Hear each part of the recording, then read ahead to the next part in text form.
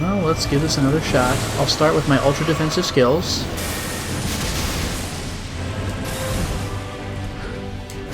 Effortless. Nice try. Boom. Look at that. I'm not getting too good, am I? Ah, I thought I would have sufficient time to dodge that. 2 hits is usually sufficient. Oh well. Ooh. Good Rivers of Blood opportunity. Too bad about that obnoxious stomp, though. I'll stay away from this. That is a very easy attack to avoid, but when it's aimed at me, not when it's aimed at my mimics here.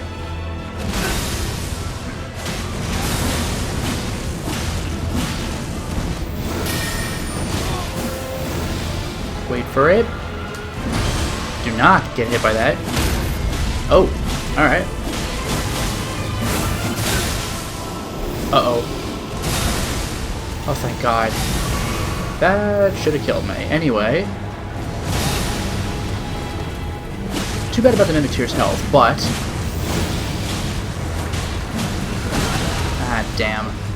If I'd been more aggressive, I probably could have saved him. Oh well, fight's over.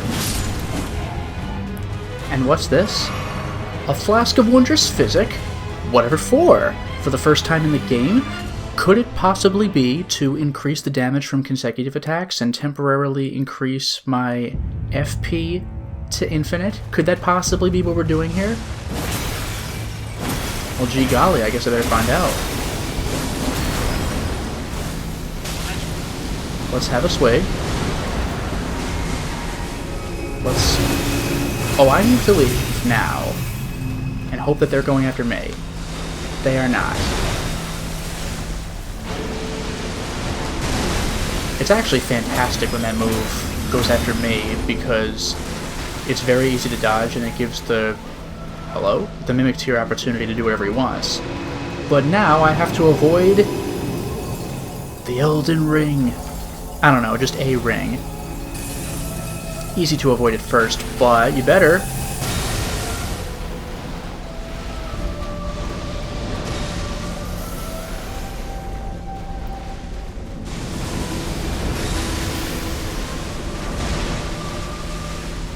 Now, unfortunately, my FP consumption is back to normal. Ah, mistimed that roll.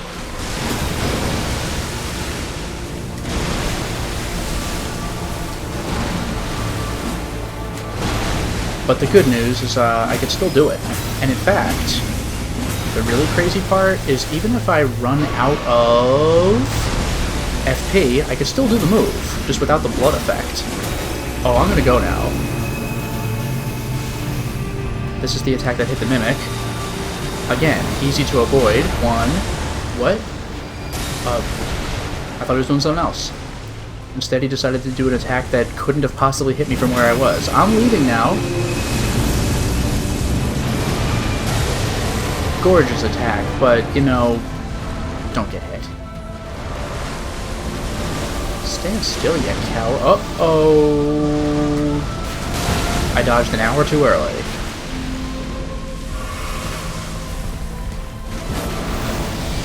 One. Oh no, just the one. Actually, just the one.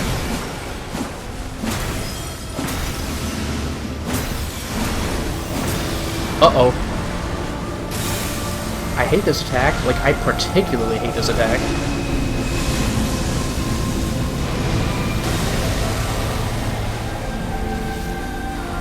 What the hell happened to the attack? Is it, like, under the ground? This should be, like, hitting me all over the place. I have no explanation, but I will take it. Oops, I'll leave now. This is normally a golden opportunity to attack him, but if I went closer, then this would hit me. Let's get in there. Uh-oh. Okay. Uh-oh. Oh, it's the easily avoidable stuff.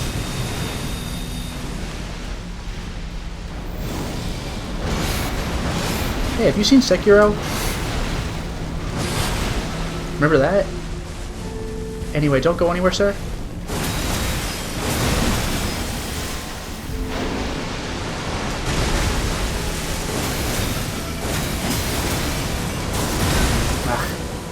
I was caught in the one final strike. I wanted to leave, but I couldn't.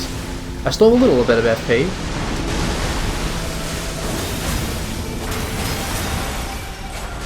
And that's it. I can still do the move, again, but without the blood and without the range.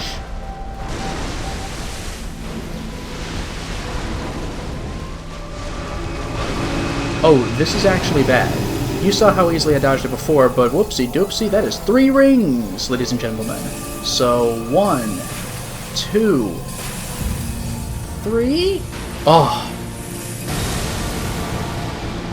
Uh-oh. I was so dazzled, I almost got caught by that. This is by far the best I've done, by the way. Usually I've healed like 6 or 7 times by now. Like, I've... Uh-oh.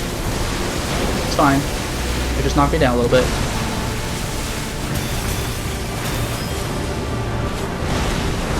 Ooh, boy. I dodged an hour early. I lucked out with that one. I absolutely should have died. That's why I've tried so many times on this fight. All it takes is one good mistake and it's over. I think I was at the edge of the arena, which is why I got hit. That was also very scary. Little mistakes and your run is just over. Yeah, I'm definitely touching an invisible wall right now. Uh-oh. Well, actually, this is one of my favorite attacks of his, because I can... Like, there's only the one pattern. Don't go anywhere? Damn. Uh-oh. Wait for it. That's the scary part. It's so easy to just get in there and wail on him, but then he does that last little bit. Oh, I need to leave. Magically, I was out of range. One more hit and we're done. Maybe 2. It is over. I took longer on this guy than I did on Millennia. Explain that. God slain. Elden Remembrance, ladies and gentlemen. It's over.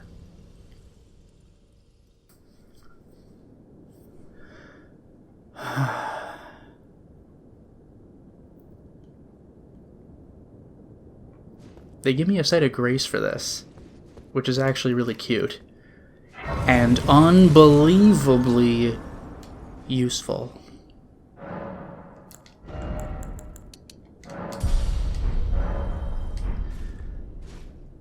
Let's read the remembrance. And let's see what this place is called. Fractured Marika. Oh my goodness.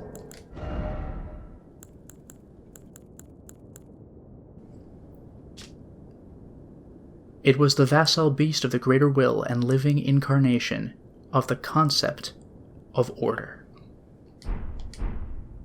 That was a lot. And speaking of a lot, I got a lot more. A lot more potential. Before I beat the game, because we have a Dark Souls 3 situation, you could just leave. I want to see if I can buy equipment at Roundtable.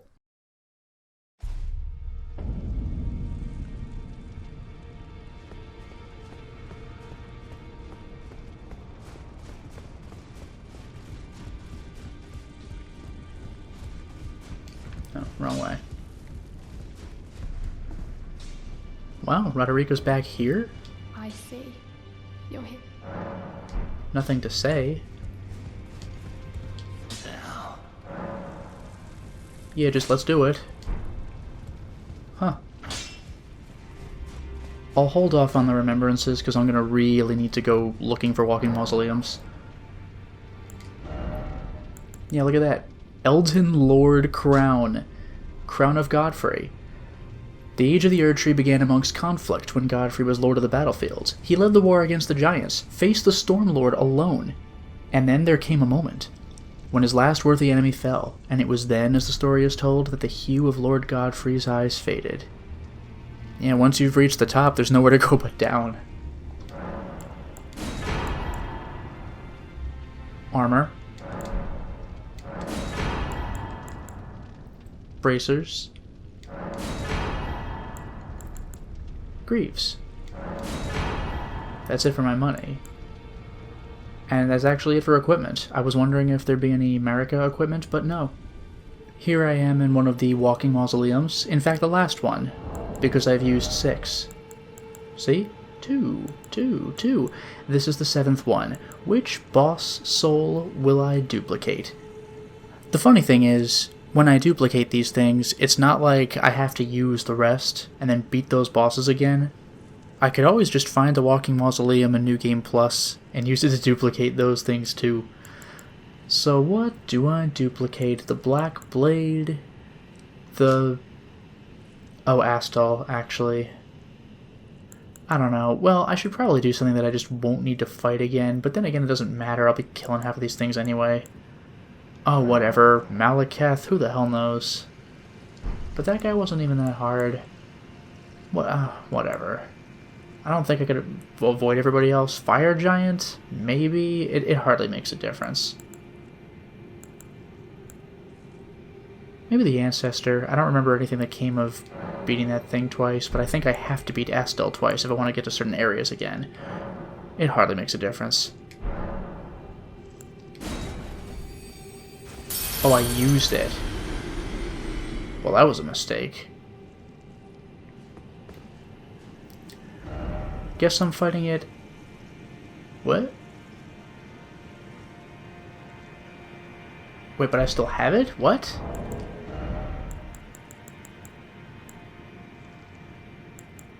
Or I don't? I don't even understand. Can I duplicate it anyway?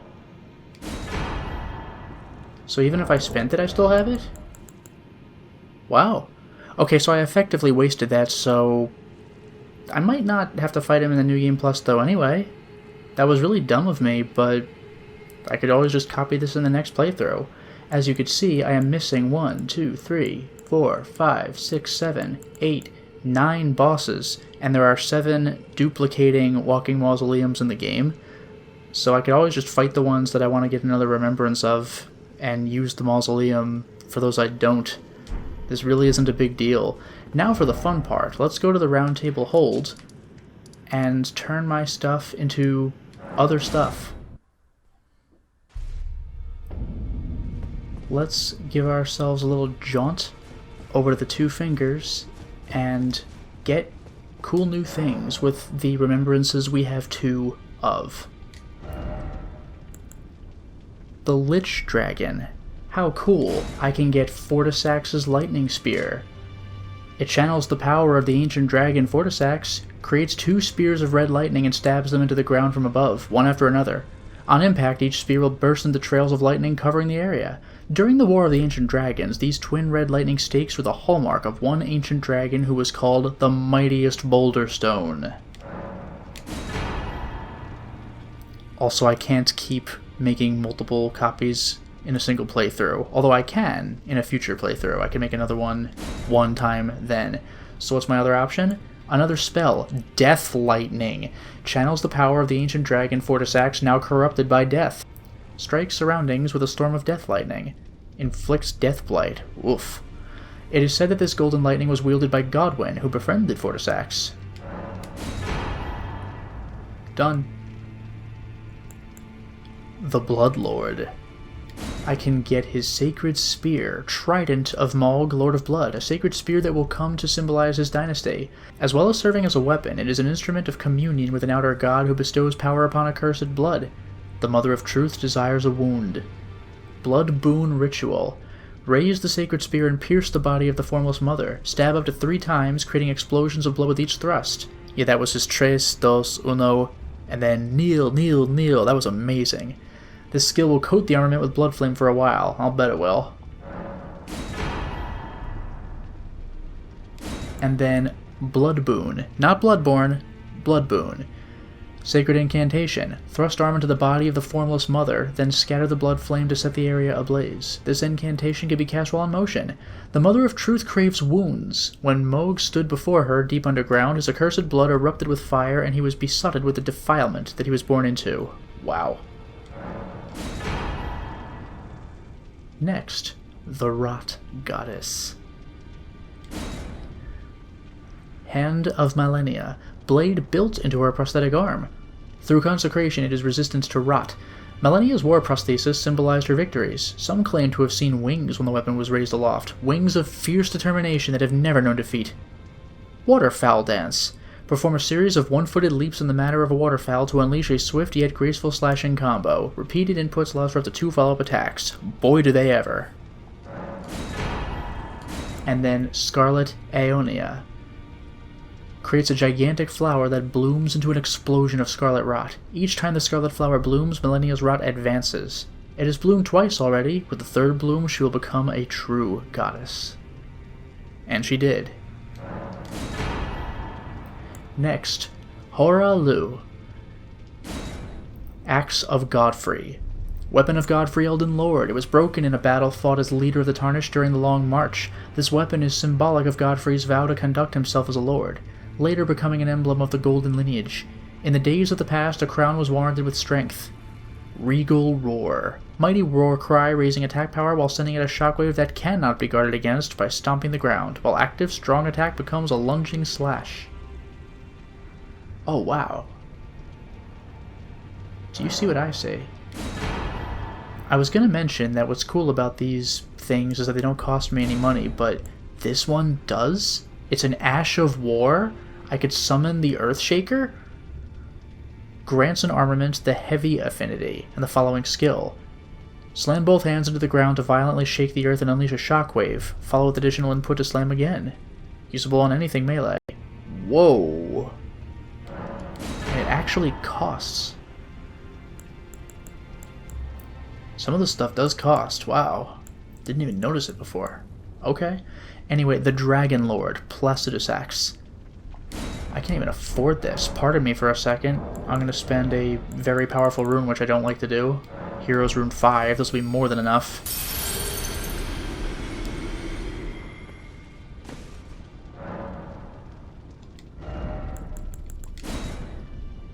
The Crag Blade. Piercing gravelstone sword containing primeval lightning, a portion of the Dragon Lord's power gained from a remembrance. This weapon commands great power over the paltry, mortal dragons of today. Thundercloud Form. Transform into a red thundercloud and fly through the air, then plunge down with a lightning-infused blade. And then Placidus Axe's Ruin. Power gained from it. Transforms the caster into the Dragon Lord. What? To spew golden breath from above. And I can cast it while jumping. These are the dying wails of the Dragon Lord who once dwelled eternally beyond time. And then finally for this playthrough, the Elden Beast.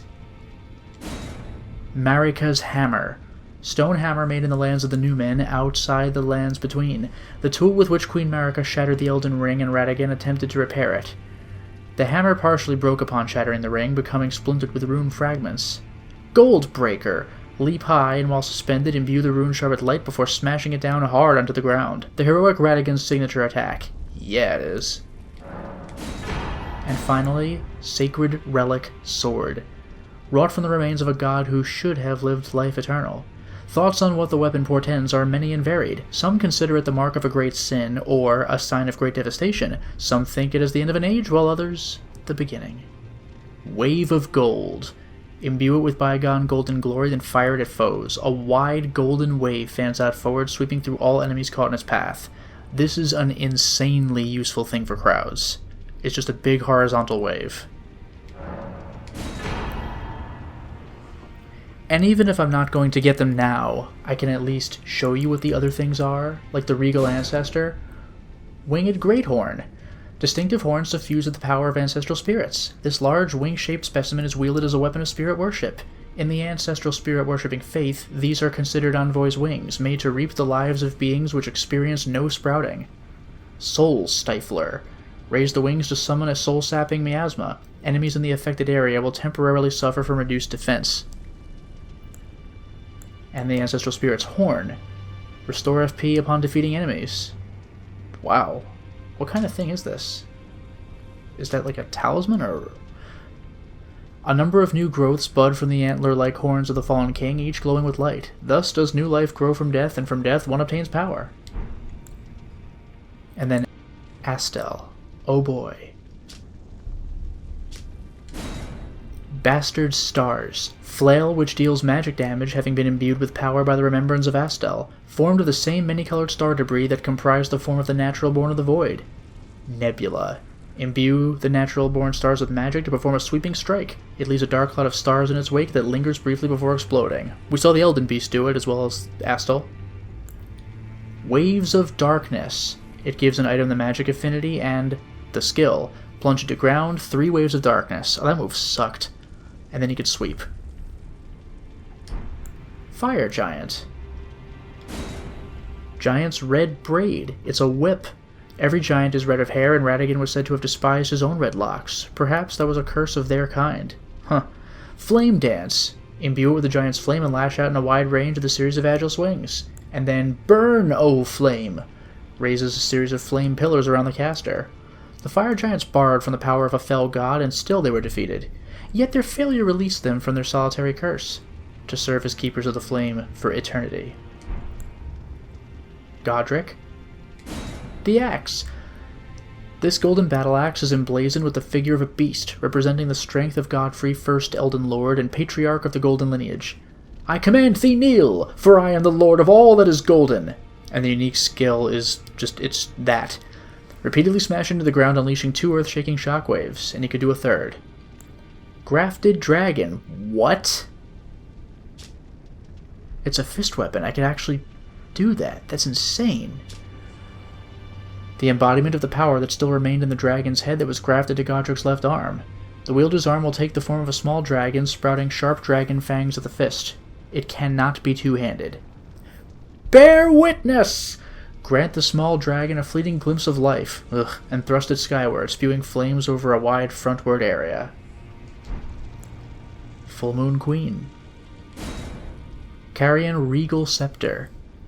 The glintstone is known as Carrion Blue, enhancing full moon sorceries. Only those of the highest intelligence may wield this, the finest of all glintstone staves. Spinning Weapon. Suspend the scepter in midair and cause it to spin violently. Those it touches will suffer successive magic attacks. Highest intelligence? 60 to wield the staff. Damn!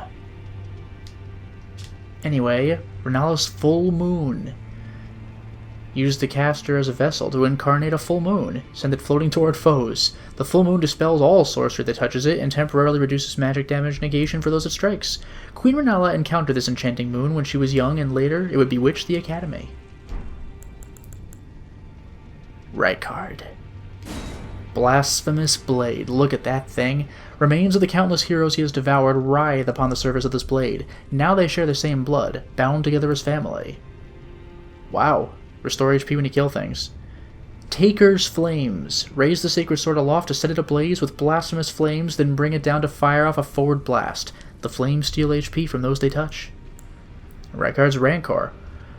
The terrible power of Rykard. Summon searing spirits that leave a trail of delayed explosions in their wake. These spirits manifest from the rancor of heroes who met a violent end. The Lord granted them an audience, whereupon they were welcomed by the maw of the great serpent. And within the serpent's bowels they became the Lord's kin. Oh, Radahn, the Star Scourge. This ought to be good. Star Scourge Greatsword. Curved great swords of black steel wielded by General Radahn. A pair of weapons decorated with a lion mane motif. Radahn earned considerable renown as the Star Scourge in his youth, and it is said that it was during this time he engraved the gravity crest upon these blades. Star Caller Cry. Bring them together, roar into the skies, pulling in enemies with a gravitational wave, and he could slam them down. Lion Greatbow. Greatbow of black iron wielded by Radahn, decorated with the lion mane motif. Imbued with gravitational power of the Star Scourge, when used along with Radahn's spear, it becomes a true weapon of a champion. Remember, Radahn's spear is the arrow. Radahn's Rain. Perform from a low stance. Fire a flurry of arrows into the sky, and they'll pour on foes like rain. Yeah, they will. The Omen King, Morgoth. Morgoth's Cursed Sword. Warped blade of shifting hue. The accursed blood that Morgott recanted and sealed away reformed into this blade. What? Cursed blood slice. Or cursed blood slice. Brace, then charge forward to deliver a downward diagonal slice. The bloody trail of the blade is followed by a burst of flame, and you could follow it up. Regal Omen Bairn. Doll of a curse-born bairn from the Erdtree's royal line. Unleash many wraiths that chase down foes. Omen babies born of royalty do not have their horns excised, but instead are kept underground, unbeknownst to anyone, imprisoned for eternity. These memorial fetishes are fashioned in secret. Wow. And finally, the Black Blade. Berserker Guts. Malekith's Black Blade, which once harbored the power of the Rune of Death, a sad shadow of its former glory. After a fragment of death was stolen on that fateful night, Malekith bound the blade within his own flesh, such that none might ever rob death again. So that's what that was when he ripped it out of his own flesh. And the scale is Destined Death. Set free the remnants of Destined Death, plunging the greatsword into the ground to summon a myriad of blades. In addition to dealing immediate damage, this attack reduces the enemy's max HP and continues to wear down HP for a short time. And finally, Black Blade. Caster creates an illusory Black Blade, then leaps forward to deliver a spinning slash that emits a wave of light, and it can be followed up. This blade was once imbued with Destined Death. In addition to dealing damage, it also reduces foes' max HP and saps it. So we have good stuff in weight. Very nice. But for now, finally, wouldn't you like to see me beat the game?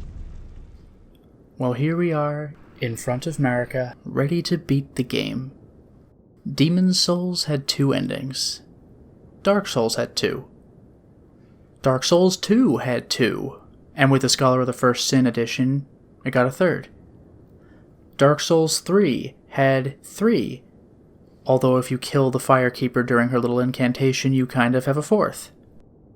Sekiro had 4. Elden Ring has 6. There are only 3 trophies associated with them, though, because there's the ending I'm going to get. Not that you could see through my helmet.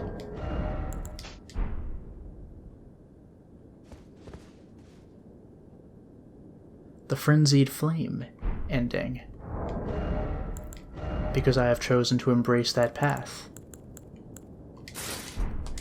There's the Fix the Elden Ring ending, and I have the default plus the 3 mending runes that I got from the NPC quests.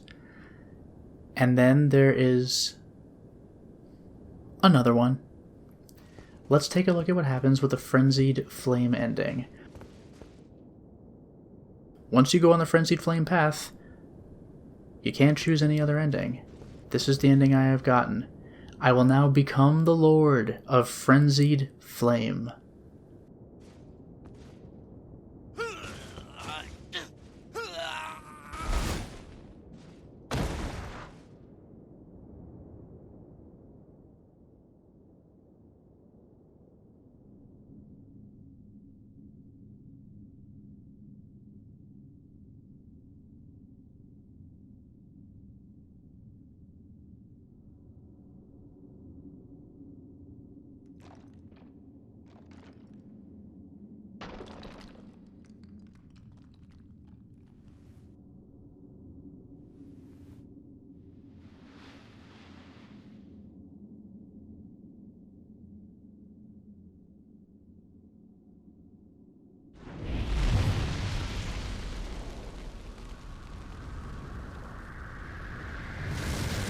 Whoa.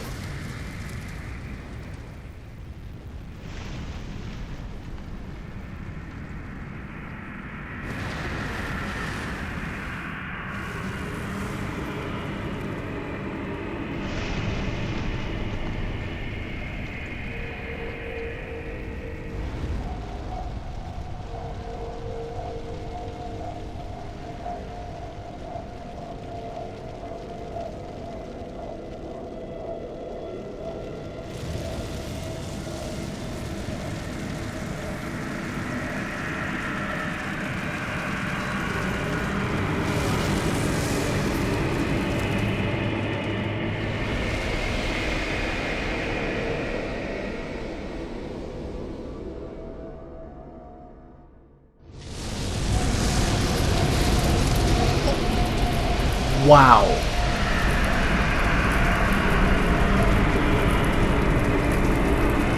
You can see the fingerprint wall on the building on the left. Many of them. That's insane.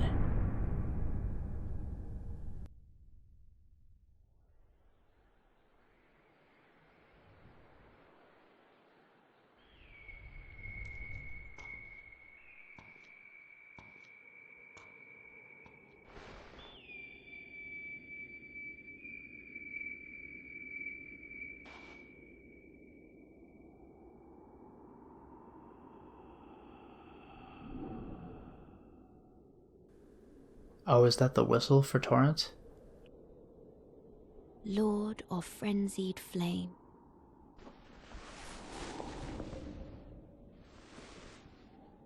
I will seek you as far as you may travel.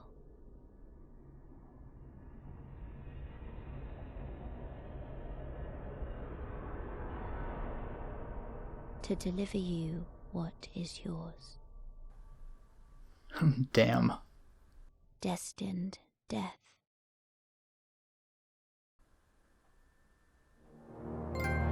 That's not bad. We really went nuts with that. But of course there's more to see than just that. Here we are again, in front of Marika.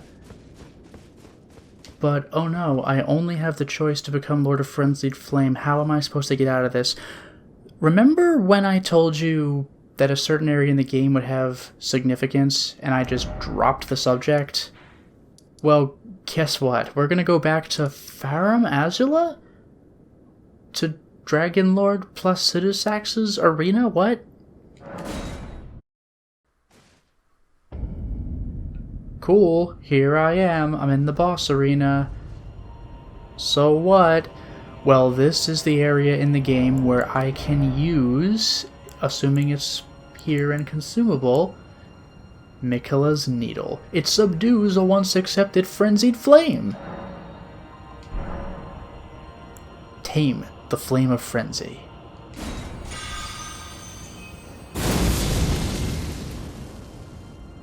And just like that, I'm out.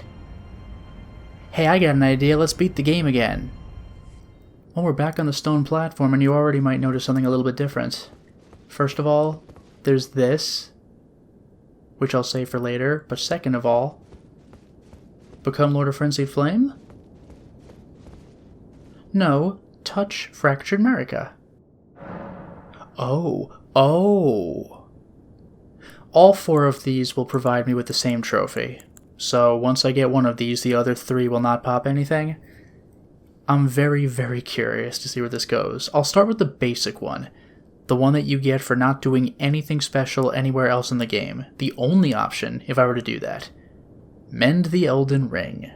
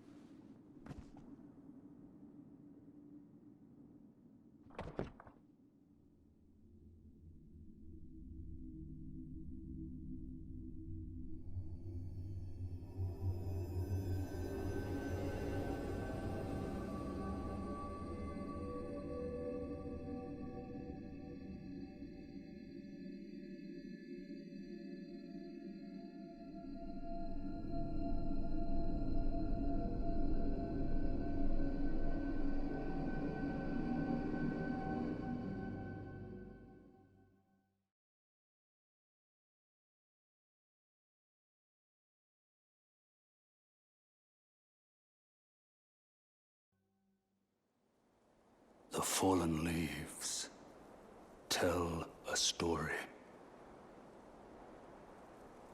of how a tarnished became Elden Lord. In our home, across the fog, the lands between.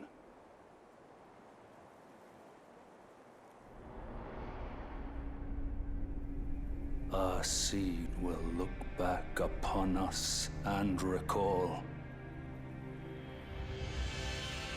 an age of fracture.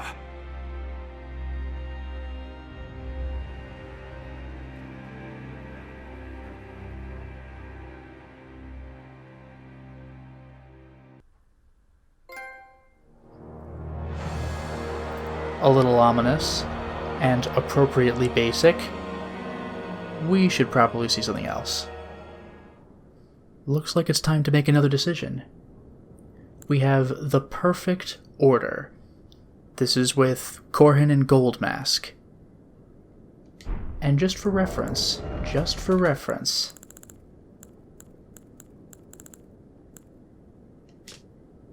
a rune of transcendental ideology which will attempt to perfect the Golden Order. The current imperfection of the Golden Order or instability of ideology can be blamed upon the fickleness of the gods no better than men.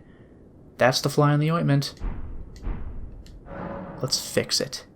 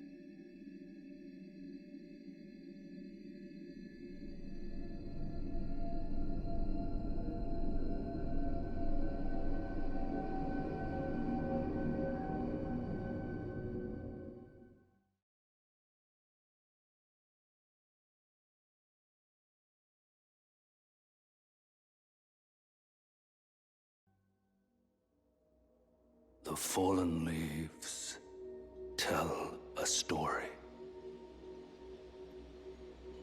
of how a tarnished became Elden Lord in our home across the fog, the lands between.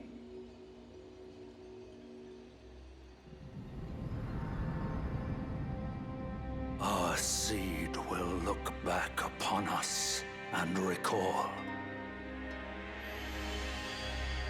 the age of order.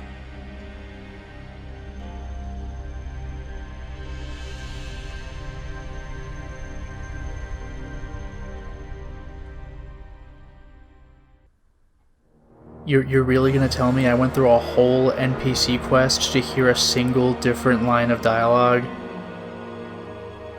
Alright. Well, now I kind of fear what's coming up, but even so, I will remind you of the other rune here, the Death Prince one. Formed of the two Hallowbrand half-wheels combined, it will embed the principle of life within death into order. The Golden Order was created by confining destined death, thus this new order will be one of death restored. Rune of the Death Prince.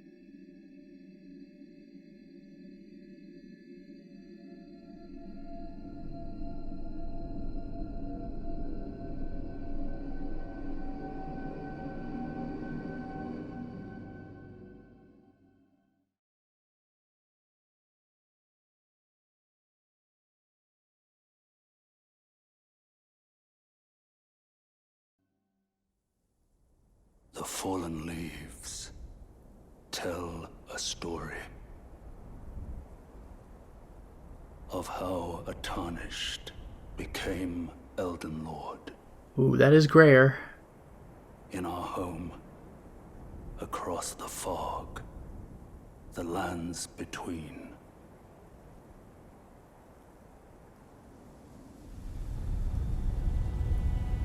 Our seed will look back upon us and recall the age of the Duskborn.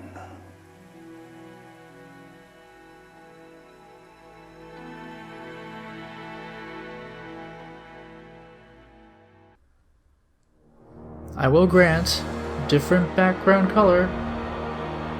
And it sounds like different ending music. Now, I will acknowledge that all we really got was a color change, but even so, I am very curious to see what happens with the Fell Curse. The reviled curse will last eternally, and the world's children, grandchildren, and every generation hence will be its pustules. If order is defiled entirely, defilement is defilement no more, and for every curse, a cursed blessing. The Mending Rune of the Fell Curse.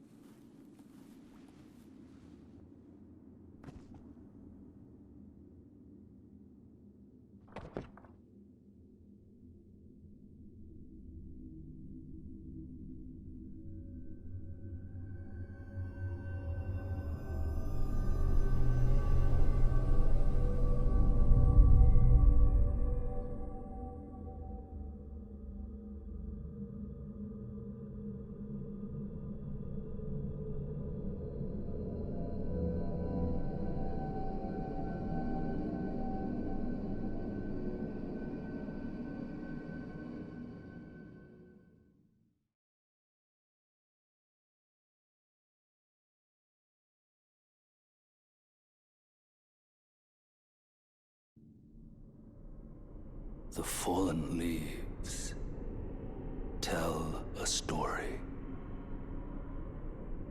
of how a tarnished became Elden Lord. In our home, across the fog, the lands between.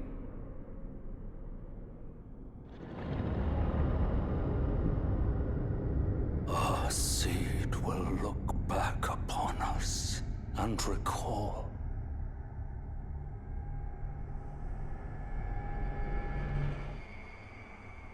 the reviled curse that defined our age.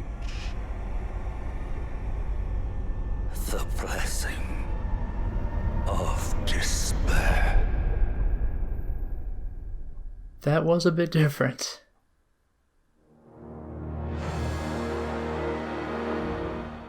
And now for the final ending, and it does not require a rune. There's a summon sign. Do you remember who offered it to us? It's Rani, for the final ending, and the final trophies.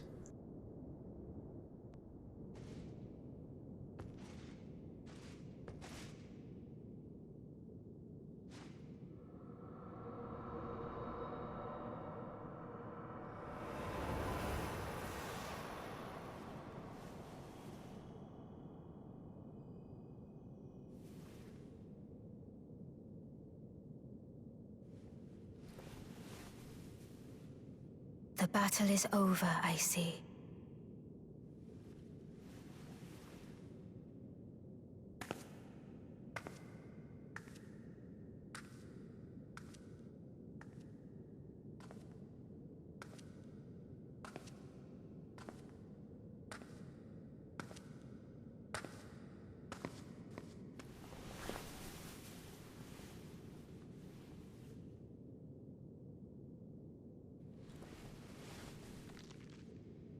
Her arms are starting to crack.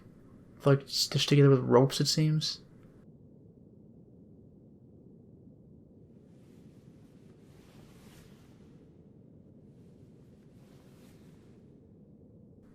Oh yeah, it was a puppet body, wasn't it? I do solemnly swear to every living being and every living soul. Now cometh the age of the stars. 1,000-year voyage under the wisdom of the moon. Here beginneth the chill night that encompasses all, reaching the great beyond. Into fear, doubt, and loneliness, as the path stretcheth into darkness.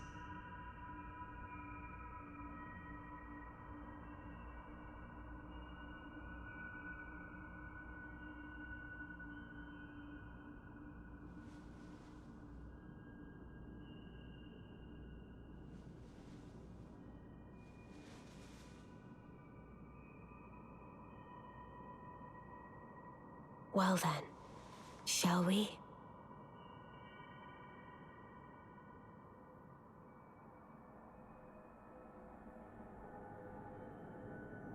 My fair consort eternal.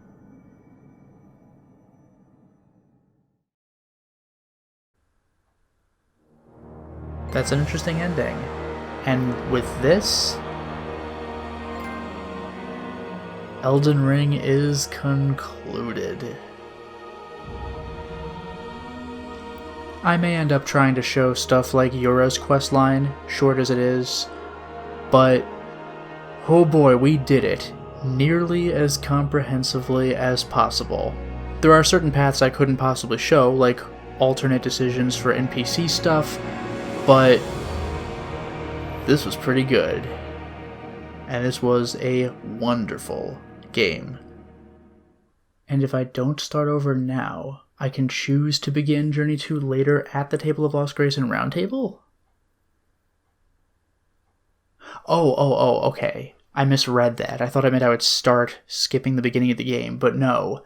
If I want to keep playing the game now, because they'll allow me to keep playing even after I beat the game, which is really cool of them, but I can go back to the Roundtable to start over. But there it is. Journey 2. Can't go back.